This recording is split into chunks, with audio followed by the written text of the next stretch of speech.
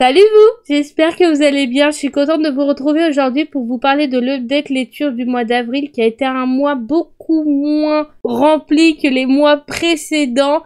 On va dire quand même qu'il y a deux beaux pavés que j'ai lus ce mois-ci. Bon, un gros pavé.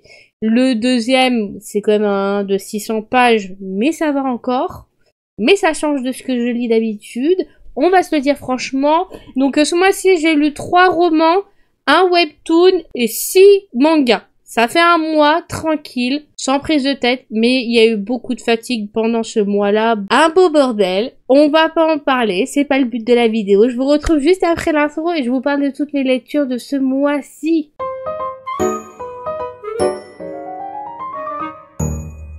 On va commencer comme d'habitude par la pile des mangas, donc les 6 mangas que j'ai lus dans le mois d'avril, et on est parti, let's go. J'ai lu le 109e tome de One Piece, et je vous ai fait une vidéo où je le lis avec vous, mais vous l'aurez peut-être après celle-ci, parce qu'elle est longue à monter, et qu'elle a duré 1 heure, donc ça va me prendre du temps avant de la monter.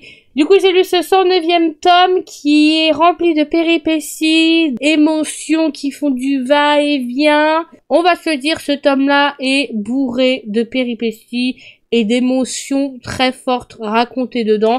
C'est un manga que j'ai commencé il y a pas très longtemps en termes de lecture, parce que j'avais regardé l'anime il y a quelques années, et que je suis à jour dans l'anime, mais j'ai voulu commencer par le 109e parce que c'est là où je me suis arrêtée dans l'anime et je voulais savoir la suite absolument.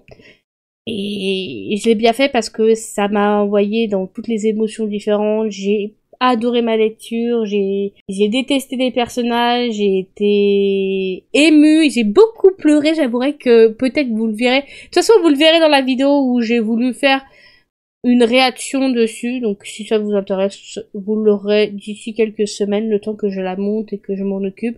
Donc j'ai lu ce 109e tome, juste waouh, bordel de bordel, et j'ai adoré ma lecture, j'ai été touchée par l'histoire de ces deux personnages.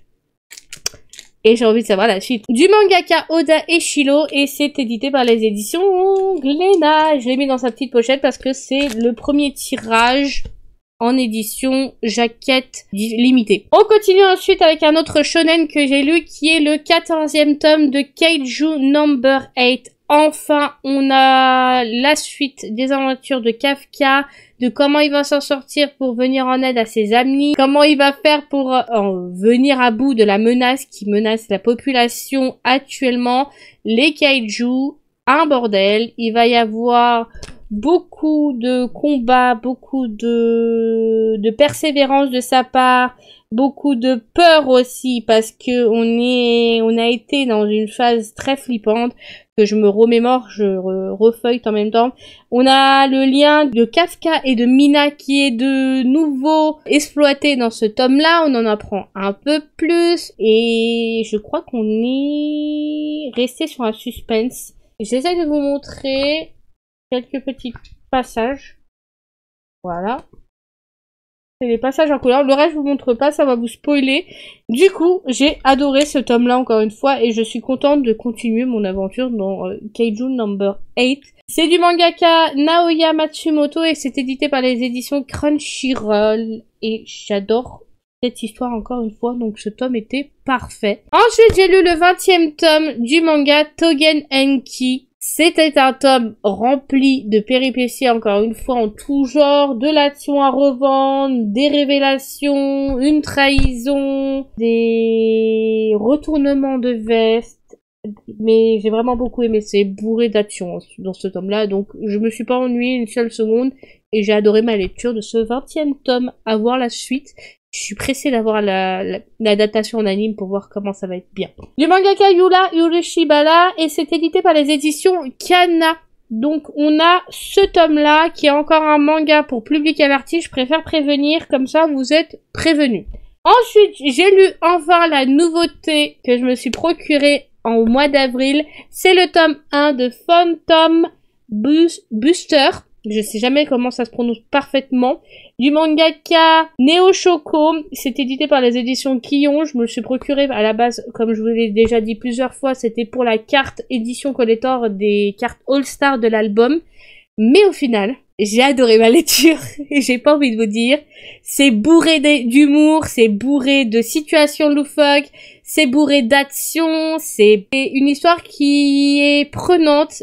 Bon, le premier tome nous met dans la sauce, nous apprend les personnages, nous fait connaître comment ils sont, leur personnalité, d'où ils viennent, et je pense que derrière l'histoire de Mogari, il y a une grande histoire assez sombre, assez compliquée, et j'ai beaucoup aimé ce premier tome qui m'a mis dans l'ambiance, qui a mélangé tout ce que j'aime dans les mangas. Donc c'est bourré d'humour, c'est bourré de situations plus bordéliques les unes que les autres, mais qui nous fait suivre un groupe de personnes qui vont créer un club pour se débarrasser des spectres qui vont être sur leur chemin et qui vont hanter des endroits, des lieux. Bref, c'est trop bien, j'ai adoré et j'attends de voir comment ça va se passer dans la suite de leur histoire. Mais ce premier tome m'a convaincu. Mais j'attends le deuxième tome pour être totalement convaincu. Donc on va dire que j'ai bien aimé ma lecture de ce nouveauté pour le mois d'avril, pardon. Je sais qu'on est au mois de mai, que vous allez avoir cette vidéo au mois de mai. C'est assez perturbant autant pour moi que pour vous, je pense. Mais ça va bien se passer. On a fini avec la catégorie des shonen. C'est les 4 petits shonen que j'ai lus ce mois-ci. C'est plutôt sympathique. On va partir sur les 2 shoujo que j'ai lus ce mois-ci. Et ça sera tout pour la catégorie des mangas. J'ai lu du coup le 5e tome du manga My Love Story with Yamada-kun, level 999. Édité par les éditions Mana Books et de la mangaka ou du mangaka Mashiro. C'est un manga où enfin on a les sentiments qui sont révélés. On a enfin leur début en tant que couple. J'ai adoré ce tome-là. Je savais déjà que ça allait être comme ça parce que j'avais vu l'anime avant. Mais on a enfin les révélations, les péripéties, leur début en tant que couple, les problématiques qui vont se poser sur leur chemin. Parce qu'il va y en avoir.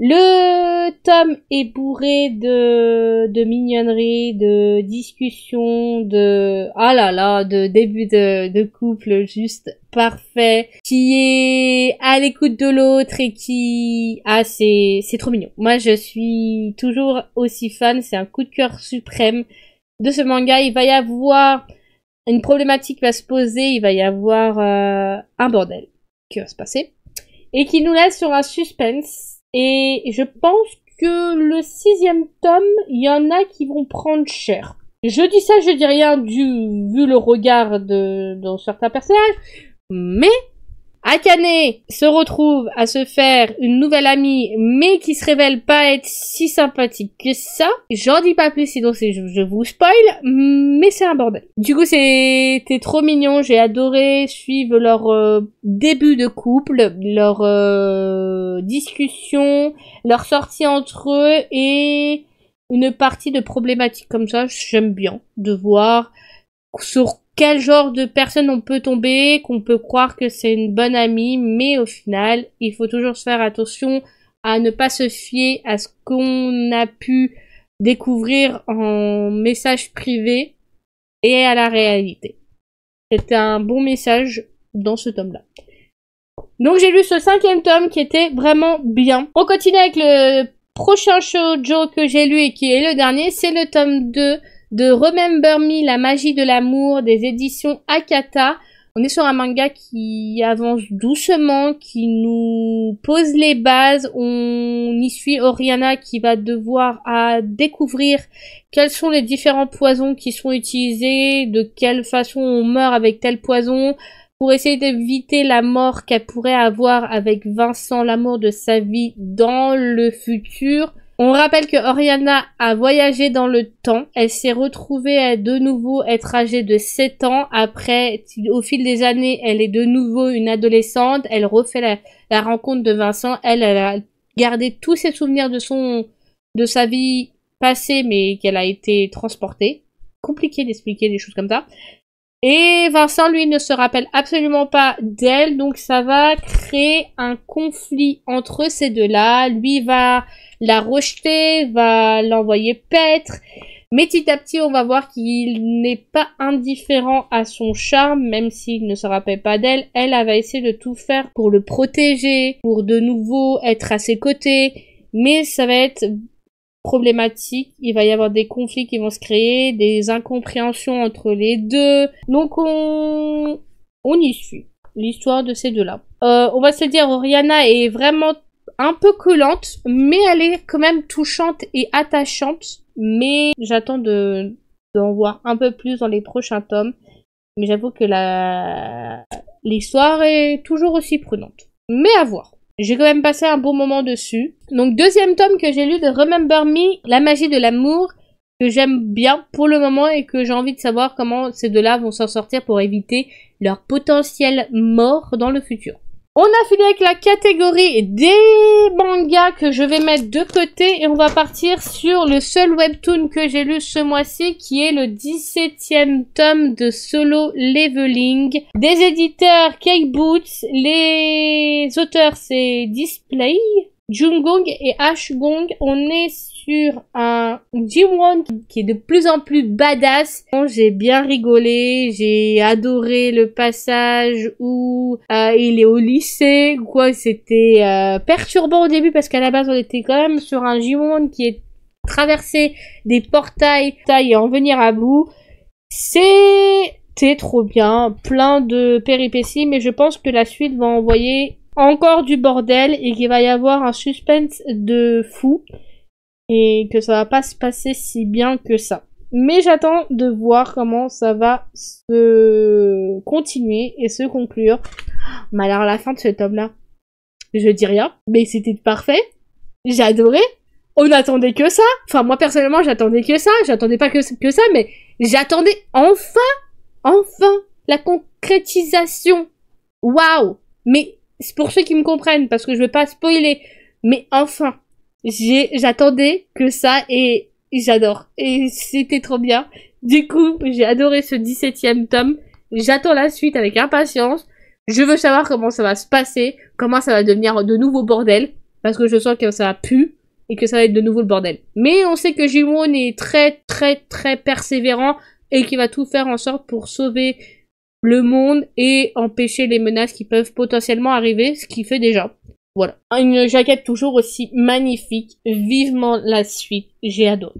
Du coup, c'est le seul webtoon que j'ai lu ce mois-ci qui était trop parfait. Maintenant, on passe à la catégorie des romans. J'en ai lu 3. Un pavé, 2 pavés et un qui m'a...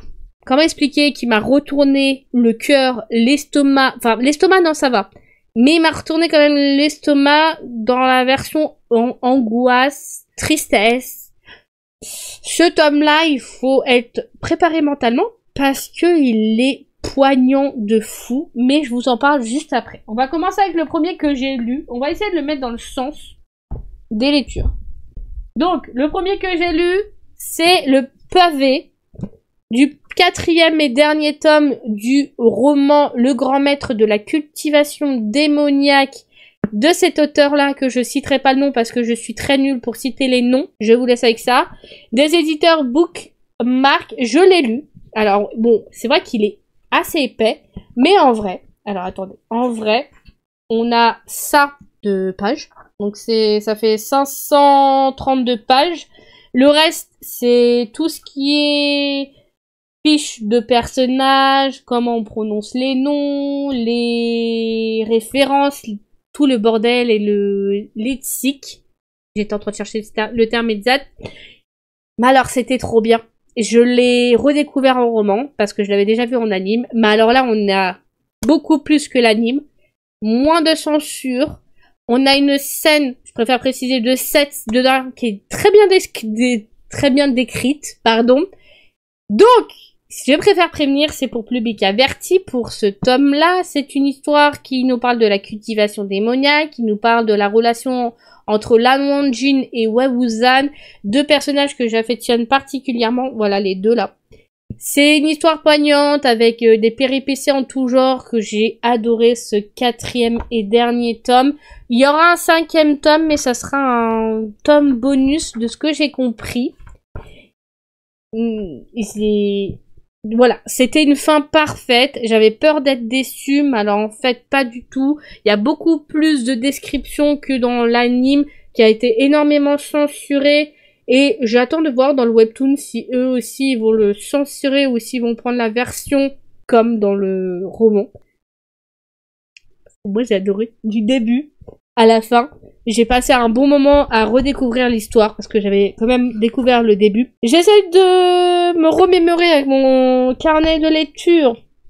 J'ai dit que du coup c'était un tome sur l'histoire de Wei-Wusan qui m'a touché en plein cœur. Donc on a de l'action à revendre, des révélations de malades, on a des sentiments enfin révélés entre les deux personnages.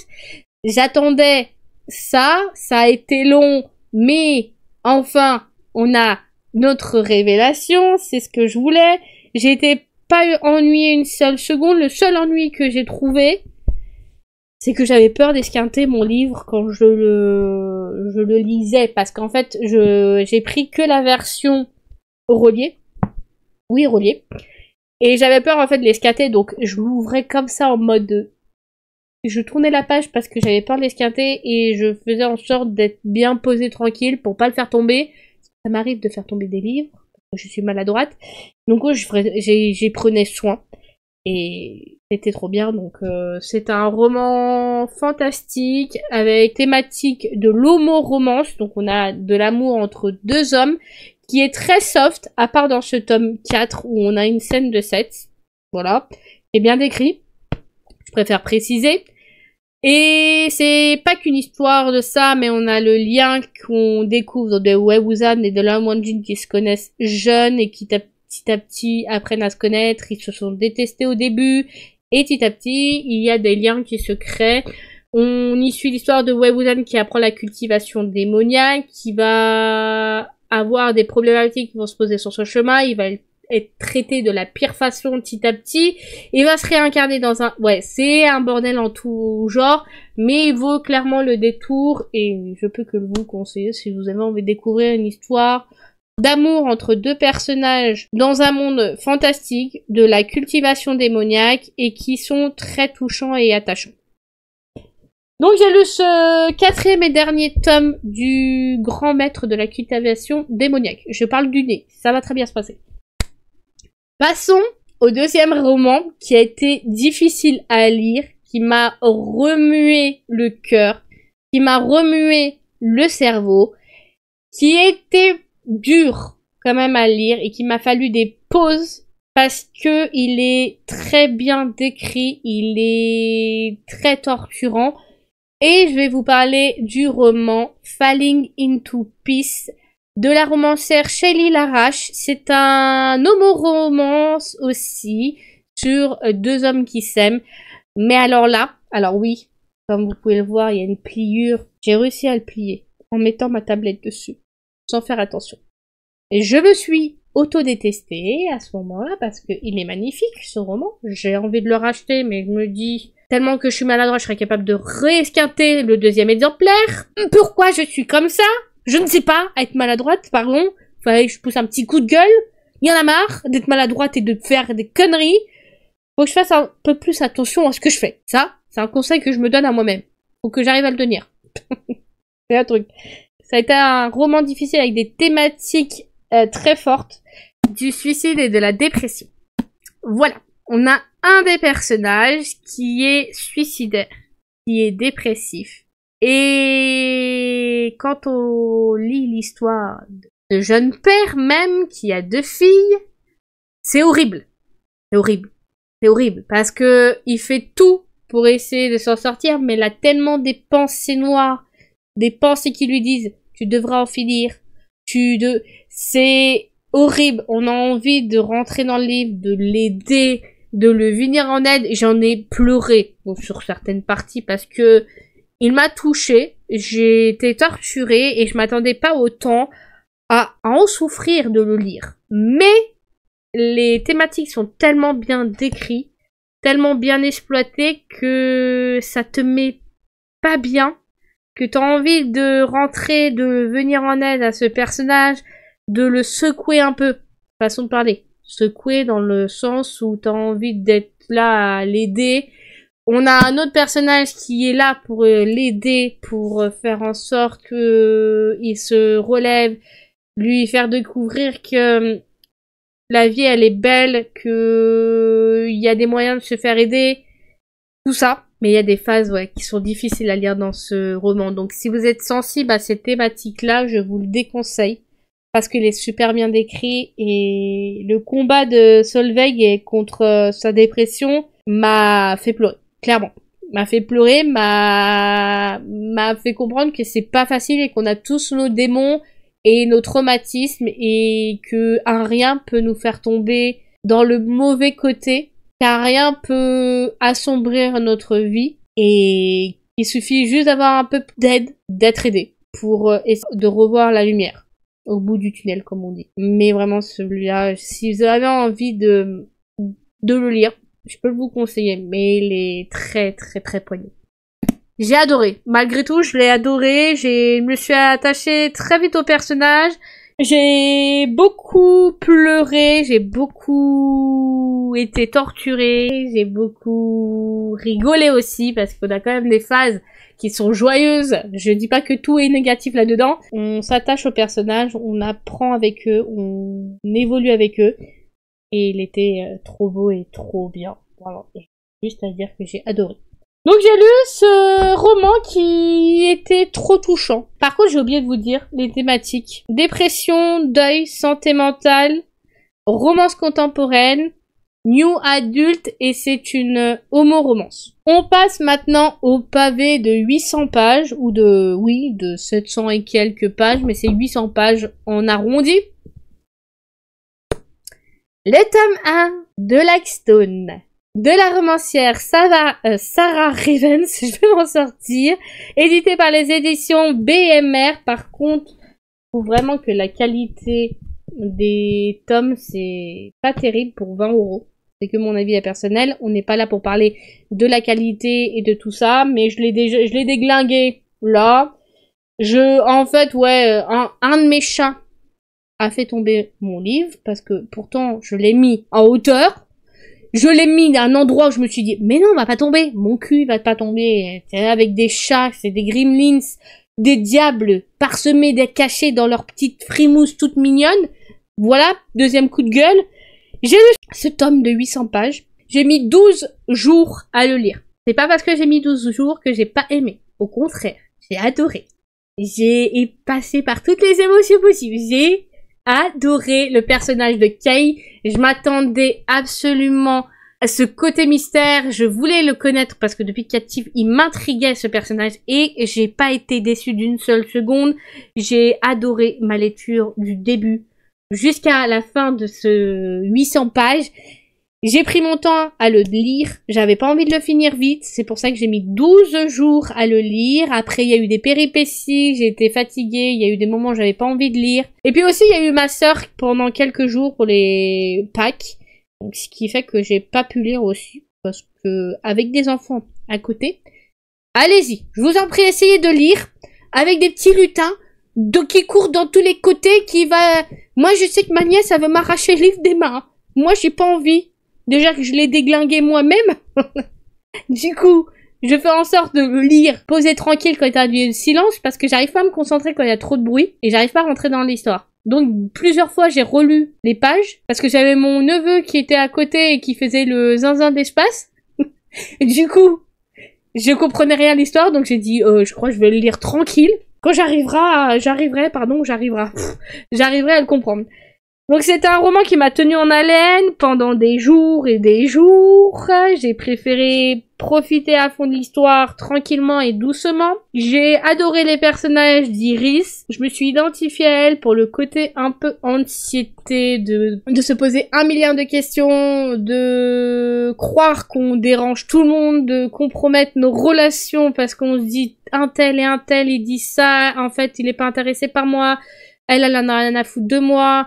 De toute façon, je les intéresse pas. Voilà. Je me suis identifiée à ce côté-là d'elle. Elle est touchante, elle est attachante. On comprend pourquoi elle est comme ça. On comprend pas du tout ses parents. Je vous dis, moi, je comprends pas du tout ses parents. Ses parents, j'ai envie de prendre la tête de l'un et prendre la tête de l'autre et de faire un stung entre les deux. J'ai pas envie de dire. Meuf, tes parents sont toxiques, casse-toi. N'essaye pas de... Coupe les cordons. C'est pas évident. Je l'accorde. Mais au bout d'un moment, si ça se fait du mal, envoie chier-les. C'est tout ce que j'ai à dire. Kay était mystérieux, attachant, très sombre, mais je l'ai beaucoup plus préféré que Asher de Captive. C'était trop bien, quoi. J'ai pas envie de dire, j'ai bouffé le roman. J'ai pris le temps de le savourer et je l'ai largement préféré à Captive. Après, la relation entre les deux personnages avance doucement, mais j'ai bien aimé. J'ai trouvé ça même mieux. Parce qu'on a le temps d'apprécier les personnages, d'apprendre leur personnalité, d'apprendre comment ils sont, et de les voir évoluer petit à petit, et j'ai adoré leur pic entre eux.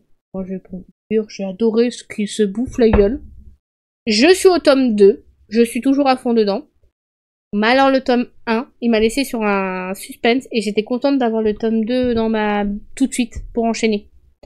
Parce que la fin, maman, qu'est-ce qui s'est passé? Si je l'aurais lu au moment où il était sorti et que je l'avais pris au mois de mai l'année dernière, j'aurais pété un câble. Parce que moi, une fin comme ça, j'aurais pété un câble.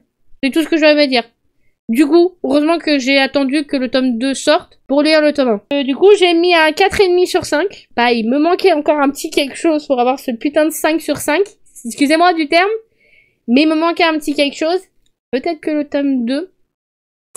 Je dis ça, je dis rien. Mais on verra. Mais la fin m'a laissé sur le cul. Et les personnages m'ont touché. Alors, mes personnages préférés de ce roman. Iris, Kay, Jacob. Alors, Jacob, je le kiffe. Il a des réparties. J'adore comment il parle à Kay. J'adore la relation entre ces deux-là, de frères. Et je kiffe Jacob. Il me fait taper des barres et il est touchant, il est marrant et atypique. Donc j'ai adoré. Les thématiques, c'est la dark romance, c'est meurtre, enemies to lovers, mafia et suspense. Donc, on est quand même sur un roman pour public averti qui est déconseillé au moins de 18 ans, je dirais quand même. Mais quand même, on est sur quand même des thématiques assez fortes que je vais vous dire. Les TW, violence et meurtre, organisation criminelle, kidnapping, crise d'angoisse et problématiques liées à la santé mentale, parents toxiques, harcèlement et négligence durant l'enfance, traumatisme, consommation de drogue. Voilà les thématiques. Donc si vous êtes sensible et que vous êtes jeune, je vous le déconseille. Vous ne devriez pas lire ce genre de truc parce qu'on est quand même sur un mec qui est pas parfait et qui a des côtés quand même très perturbante. Du coup, c'est tout ce que j'ai lu pour ce mois-ci. C'est plutôt pas mal. C'est un mois assez tranquille, mais avec des beaux pavés quand même en termes de romans. J'ai passé un bon moment sur mes lectures. J'ai pris le temps de les savourer et de me poser aussi tranquillement. Parce qu'on a besoin de se poser et de se reposer. C'est très important. En tout cas, j'espère que cette vidéo vous aura plu. N'hésitez pas à me dire dans les commentaires ce que vous avez lu pendant le mois d'avril. Et je vous retrouve pour une prochaine vidéo, pile à lire, update lecture, book haul. Pendant ce mois de mai, on se retrouve très bientôt. C'était May, prenez soin de vous, c'est très important. Et reposez-vous bien, c'est très important. Profitez des jours fériés qu'il y a, c'est très important aussi. Et je vous retrouve très bientôt. Bye tout le monde, c'était May.